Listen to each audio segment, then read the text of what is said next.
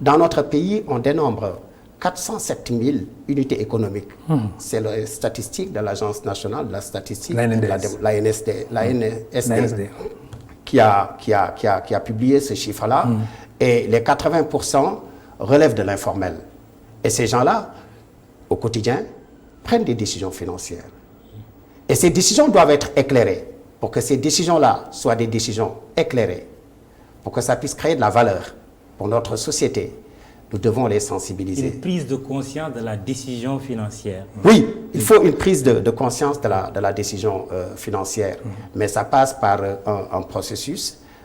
Nos programmes que nous développons, que nous déployons, permettent justement à ces cibles-là d'avoir la connaissance et les outils pour comprendre comment mieux gérer leur argent. Est-ce que les décisions financières n'induisent pas souvent des erreurs? Des erreurs également dans les choix, dans la pertinence des choix?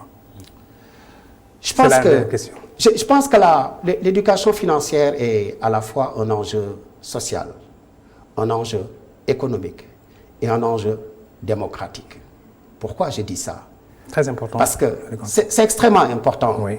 Parce que, à mon avis, l'éducation financière, toute seule, ne garantit pas la prévention du risque de surendettement.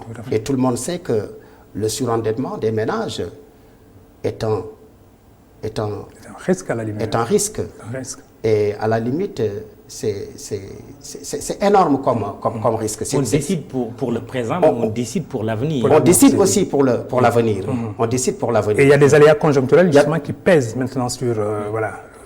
Je disais que quand on prend une décision financière, ça prépare, quand on est éclairé, on prend une décision éclairée. Et les bonnes décisions financières permettent également de prévenir le risque de surendettement des ménages. Oui. Mais ce n'est pas le seul instrument qui permet de prévenir le risque de surendettement. Il y a aussi les régulations. La régulation aussi doit jouer un rôle. Les professionnels aussi doivent jouer également le rôle, les professionnels que nous sommes. Mais il y a également les banques centrales également qui jouent leur rôle, la supervision.